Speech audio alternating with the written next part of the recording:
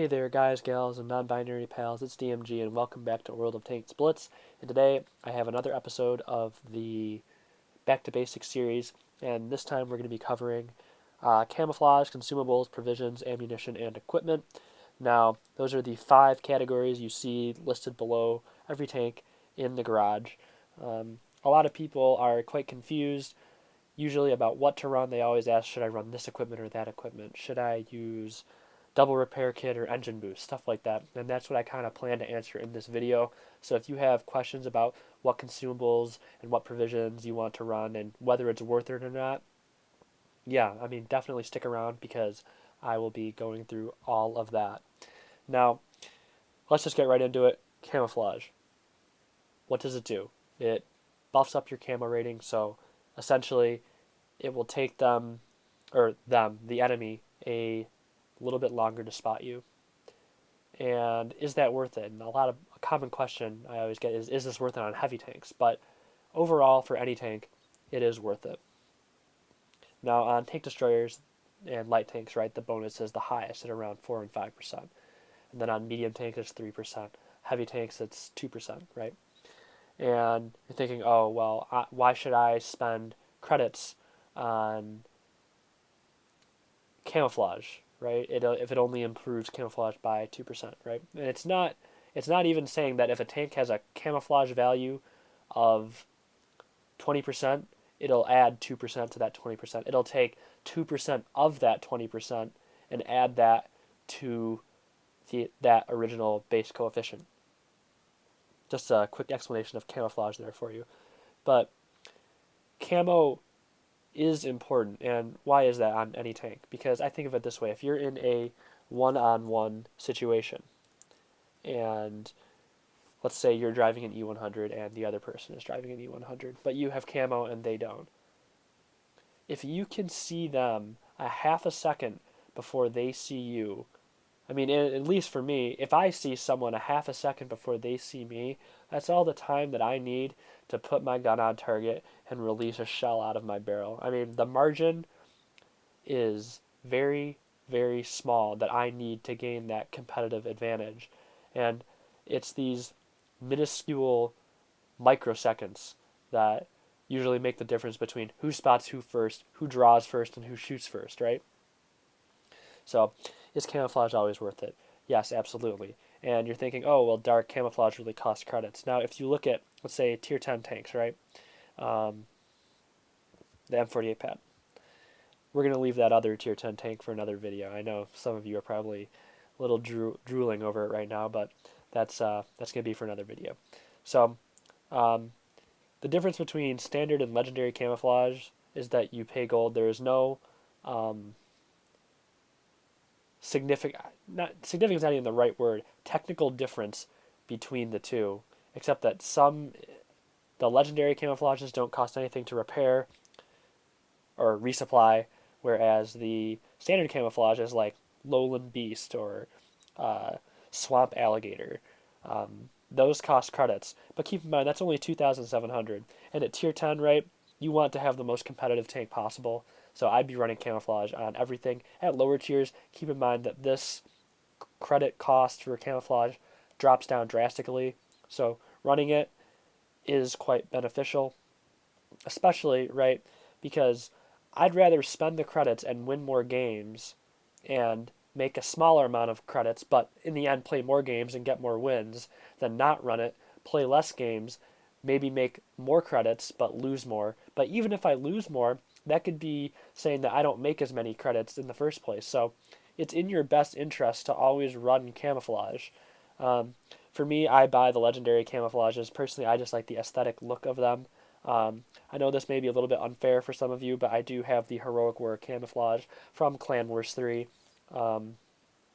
If you don't have this camouflage, I really do suggest you guys partake in the next Clan Wars, as this will most likely be offered again. It's a free camouflage offered on every single tank, and it gives the same bonus as legendary or standard camouflages with no cost.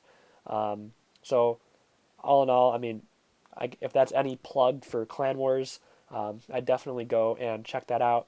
But is it always beneficial? Yes. And I think I've really said all I need to say about that part. So let's go on to consumables. Now, lots of unis may disagree with me, saying that 2 repair kits and an adrenaline is the better choice. However, I do believe engine boost, multi restoration, and adrenaline is a great way to play the game.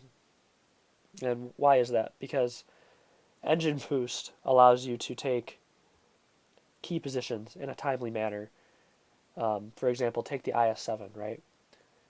If you can put that ridiculous amount of front profile in a medium tank position, right, in a hull down medium tank position, nothing will be able to challenge you. You'll be able to trade really effectively. Excuse me. The flu is still kind of with me, so it's a little difficult to talk. Cough drops are helping, but back to the video.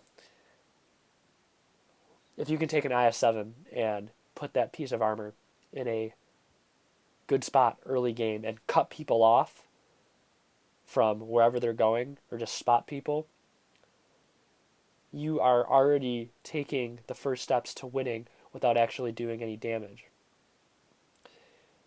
Engine boost also helps with TDs, or especially turretless TDs and heavy tanks, because when you're trying to stop a circle, the engine boost does marginally improve your traverse, because if you've seen from the engine accelerator equipment, if it improves your engine power, it also marginally improves your traverse. Just keep that in mind.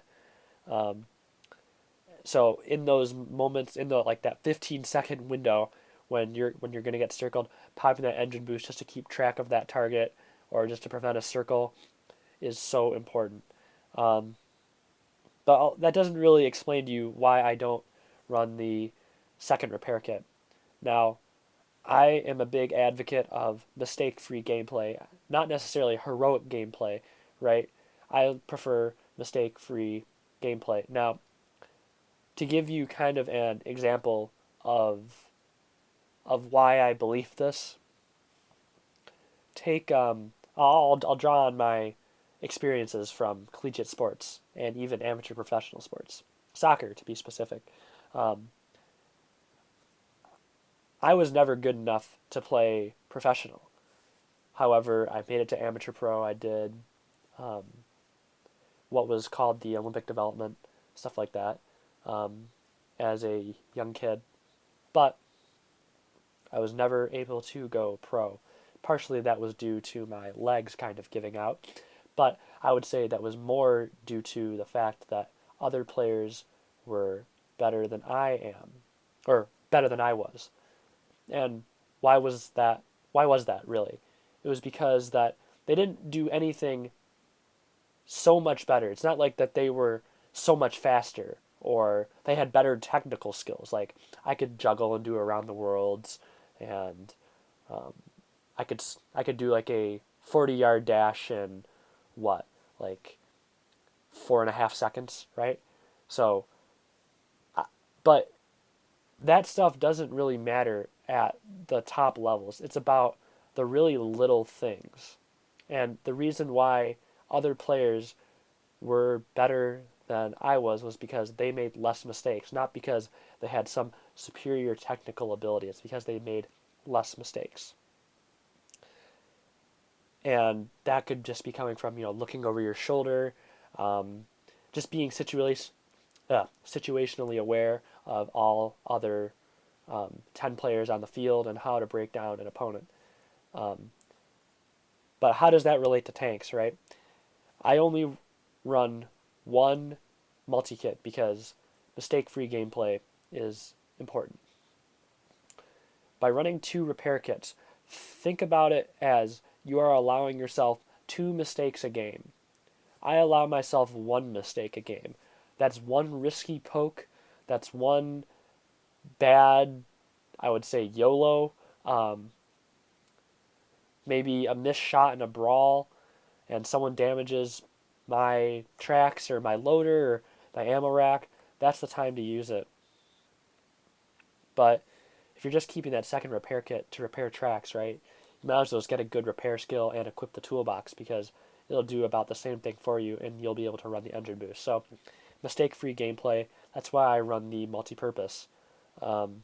just allowing myself one screw up per game has made me a better player instead of saying, oh, I'm going to be able to take damage twice in a game. I try to never advocate that. You want to take as little amount of damage as possible while dealing the maximum amount in return. So, predicating that upon using one multi-restoration is so important. Adrenaline, this one should be pretty simple. For any non-auto loader, you should be running Adrenaline. You press a button, your DPM goes up, right? I don't know how many times someone has said to me, if I got my shot half a second faster, I would win, right? Or I would have killed that guy, which would have allowed me to do A, B, C, or X, Y, Z. Adrenaline fixes that for you. So instead of even running an engine boost, a multi-restoration, and a repair, Adrenaline gives you that extra DPM when you need it for those few seconds. Also, you can really bait people with this because if, let's say people are counting reloads, right?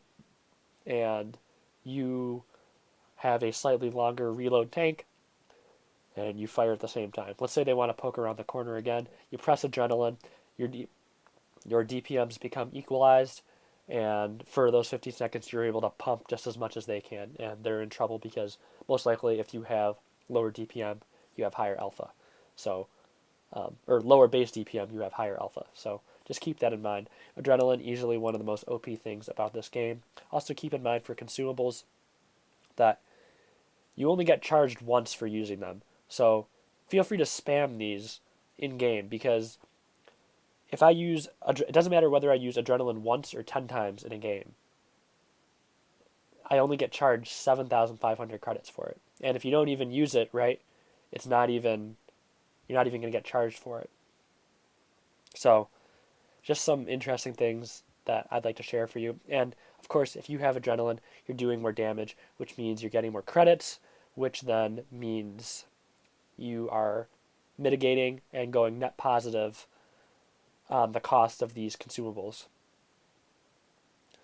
Okay, so I think that's all. No, actually, wait. So, what about autoloaders, right? Because that way you don't have access to Adrenaline. For autoloaders, I normally run the automatic fire extinguisher because it's automatic, and this is why I'm just so set in my habit of the engine boost, multi-repair, and the Adrenaline. Automatic fire extinguisher, I just equip it. I don't need to worry about it. If something bad happens, it'll take care of it for me. I don't need to press any buttons. So essentially, it's just like playing without Adrenaline, not introducing a whole new concept to my gameplay. And this has really allowed me to cement how I play the game in terms of having the same 3 consumables for every single tank and learning each tank's roles, but being able to abuse different aspects of the tank depending on the situation. Now, I do think that's quite enough on consumables. Let's go to provisions. These are always the 3 that I run: the double food and the top fuel. Now, why the top fuel, right? Because top fuel allows you to get to locations faster, early game, right? A lot of times games are decided in the first minute where, and although lots of things can happen, but matches can be swung so far in your favor by taking key positions early and denying other people access to said locations. Now, if you have this and an engine boost equipped and you press it at the start of the game, that gives you 20% plus to your engine power. That's ridiculous. That allows you to take positions extremely quickly, and a lot of people don't realize this because, say for example, you're on Lost Temple and you're driving a heavy tank, and you want to go to the temple area, climb the steps, and be able to rain down fire. I want to get to that temple as early as possible. And in order to do that, I'm going to press the engine boost, have this fuel equipped. And honestly, it's not even that many credits. 4,500. I mean, honestly, I play well enough to the point, and I've even played without premium before, and I still go net positive, just not by a lot. And like I said, if you're running these provisions and stuff like that, the point is not to credit grind. If you want to credit grind, get one of your free premium tanks, or get like a Panzer 3-4 at tier 5, right? but you want that improved fuel. It gets you to locations much easier, and your turret traverse is slightly improved. So for those slow, heavy tanks like the ST1 that have poor turret traverse, it kind of mitigates that, if only a little bit, but every little bit helps. Now, the Cola and Queso Cola, how does this help? It just basically buffs your DPM, buffs, it's kind of like vents almost, and this is important, just like buffs out view range. And a lot of people are saying, Dark, why don't you run the protective kit? The point is not to take damage, guys. With protective kit, that's totally reactionary upon you taking damage. Why would you even commit yourself to taking damage, right? I mean, granted, I know sometimes, like if you're in a mouse, right, you'd want to charge forward and take hits for your team. But at the same time, if you're in that mouse, your first priority is to charge forward and bounce shots, not just to say fuck it. Excuse my language there, but just to say screw it and just YOLO win, right? And just take all the hits, because that's not really helping if you trade away all your HP in a mouse. But double rations, important, because like camo, it provides this marginal benefit to things like rate of fire, view range, you know, and those things are so important. So if you're in that 1v1 scenario, and if I can spot you about 20 meters before you spot me and I have camouflage, all I need is 1 second. All I need is half a second to get my gun on target and put that shot into you. And that could be a game-changing shot, right? So running the most view range possible, the most rate of fire possible is so much more important than equipping this protective kit that is completely dependent upon you taking damage, right? So that's what I think. And like I said, increases your this does technically increase your DPM. So if you're doing more damage a game, you are making more credits, which is negating the cost of these provisions. So people thinking, oh, I'm going to go net loss, net loss. Not exactly, but I'll touch more on that later at the end of the video. Ammunition. Now, what do I usually run on ammunition? I prefer weapons that carry all three ammo types. I believe all are useful. A AP round, a heat round, and a HE round. Now, I'm not really going to go over, what shell penetrates what and all that, but I'm more going to go over the proportions of the ammunition that I use. So back before gold was nerfed, I'm pretty sure everyone carried a healthy amount of gold because it did the same amount of damage, right? And if you're doing more damage consistently and you're not missing as many shots, right, you're making more credits, which totally negates the cost of the premium ammunition. Now what I do that the gold has been nerfed, and I think that was a good change for the game, honestly. It made people think about what kind of ammunition they're using, and it put a premium on having good standard penetration. But more on that later. That's for another video. But I carry only about 4 or 5 HE rounds on any tank. Maybe the 183 is a little different, but that's a completely different ball of wax. Most tanks I carry 4 or 5 HE rounds. Those of you who are carrying 11 or 12 HE rounds, I don't know what you guys are going to use that for.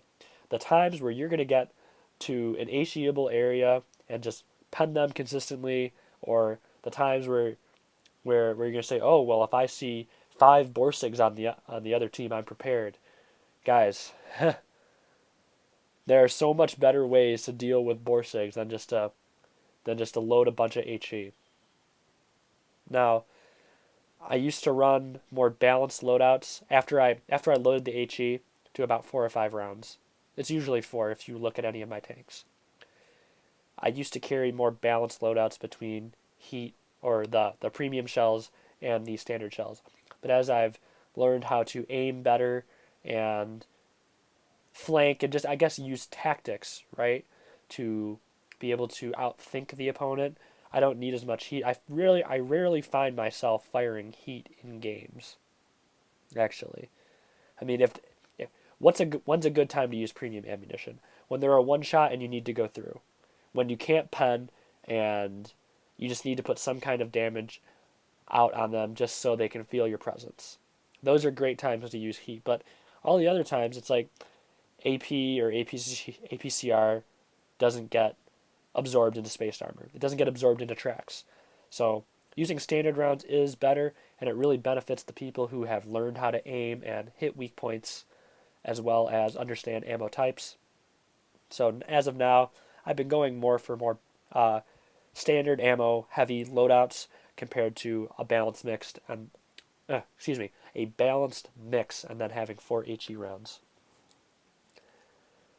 Let's see. What about tanks that only have 2 types of ammunition? Just go half and half, honestly. Unless it has a very low ammo capacity, then you may want to kind of change it up just a little bit, favor a bit more AP rounds if it has good standard penetration, right? So that's just kind of your judgment call. But that's all I got for ammunition. Now let's go on to equipment. Excuse me. So, how do you figure out what equipment you should use? Okay, so instead of telling you, I'm gonna instead of telling you in every single tank review what equipment I use, right? I just kind of find that pointless. It's kind of redundant as well. I'm just gonna tell you what you should equip for what situation, right? So rammer versus calibrated shells, faster reload versus more pen, and there's this heated debate saying, well, if you don't pen, that's just kind of wasting your DPM, so you'd want calibrated shells. But if you get the side anyway, there's no real point in using calibrated shells because you'd rather have rammer.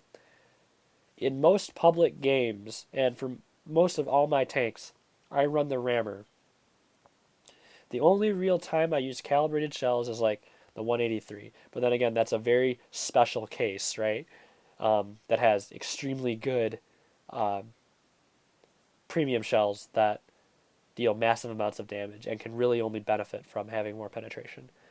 But rammer, why do I usually choose rammer? Because it just gives me more opportunities to spew damage. Like I said, now that I understand flanking more and just, I guess, tactical movement a little bit better than I used to,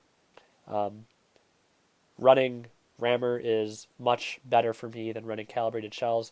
I will run calibrated shells for tournaments and in competitive, but that is a completely different ball of wax where having a DPM more is not always the most important thing, and being able to pen your shots at distance and just getting those early trades off may be more important. But like I said, I usually run rammer for most tanks in public games. I'm not saying that's what you should do. I mean, like I said, this is totally your personal preference, but I'm just showing you what I am doing. A caveat that I would like to add to running the calibrated shells versus the rammer is that if your premium penetration is above 340 or 330 actually, because that was pre-nerf medium heat pen and that was perfectly fine for going through anything, you do not need calibrated shells. So like M103 that has 340 heat pen, E100 doesn't really need it because it has 334 heat pen. IS8 340 heat pen. You don't really need calibrated shells, so it's just better to run the rammer in that point because 340 is more than enough to go through anything you're going to meet. And if you're trying to engage a mouse frontally and going up against one, firing heat at it, you're kind of doing it wrong. So rammer is usually the better choice if you have enough penetration. Now, for this one, the defense system or the improved modules. Now, the thing you have to consider here is, are you going to be ramming tanks a lot? Because if you are, improved modules does help a lot. Minus 20% damage from ramming. So if you're driving an E50M or like a Dracula, it may be helpful to use improved modules because then you can just ram stuff with Oblivion and not worry about it. It also may be useful for tanks that get rammed a lot, like the Borsig or the SP1C, right? All that stuff may be helpful and may help you survive people who just want to be super aggressive at you.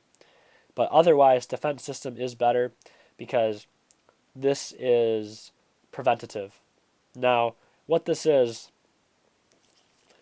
the difference between improved modules and the defense system in terms of the durability and like chances is that this one is reactive in that it just gives you more module HP. Now, depending on the caliber of gun, and let's say it hits a module on your tank, it may damage your ammo rack, right? Improved modules gives you more module health so that it may not, completely set you on fire or completely detonate your ammo rack. But it'll still damage your fuel tanks or your ammo rack. Defense system is just preventative. Minus 10% chance of engine damage, chance of crew injury, chance of ammo rack. What that means is that every shot that penetrates your tank in the event you take damage, that's just shaving off 10%, 8%, or 7% of them causing damage to one of your modules. It's very preventative. So like I said, between the two, it's always better to run defense system unless you go for improved modules. In which case, you're going to be ramming tanks a lot. Coated optics or camo net. This one's pretty simple. If you have a TD, run camo net. If you're not running a TD, run optics. That one was pretty simple. Thank God, my voice is starting to go out here. Gun laying drive or supercharge. This is probably one of the harder ones to decide which one you want. But for me, gun laying drive is for guns that fire AP and heat. It's also for heavy tank guns, usually that have a difficult time getting their reticle on target. Supercharge is useful. Supercharge, on the other hand, is the most useful for tanks that have AP and APCR because the minus 50% of penetration decrease with distance has no effect on heat. Heat doesn't decrease its penetration through distance. So the shell velocity added is helpful for all the shells, and the penetration decrease is more helpful for guns that fire AP and APCR rather than APCR and HE. Or not HE, heat. But since the patent in this example uses heat, I'm going to use the gun laying drive. However, let's say we go over to the... What the heck was I looking for? Oh, the T43, right? Okay, T43. I run the supercharge on this because it has AP and APCR, and the supercharge carries more benefit there. Now, back to other equipment. Improved HP or improved armor. Always run the improved HP unless your tank is so heavily armored that having the extra armor may help you angle just a little bit better. And like I'm talking about running extra armor on tanks like E100, E75, Mouse, VKB, E5 and like M103 are kind of debatable on which ones, but only use that for like really, really heavily armored tanks because it's not really going to help you, equipping 4% armor to a Borsig, right, that has 13 millimeters of turret armor or hull armor or whatever you want to call it.